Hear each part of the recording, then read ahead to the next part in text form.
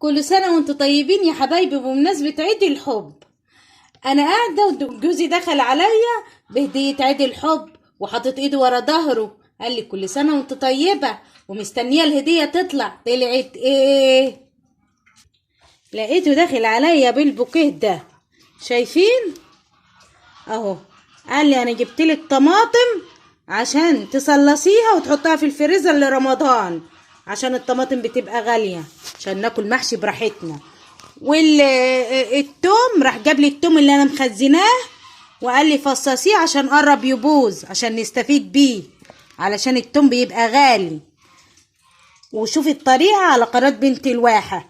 والبطاطس قال لي فرزيها واعمليها صوابع عشان العيال بتحب المحمر، وحطها في الفريزر عشان بتبقى في شهور الصيف بتبقى وحشة. والجزر فرزيه بقى لشوربة الخضار والكلام الفاضي اللي احنا بنعمله ده.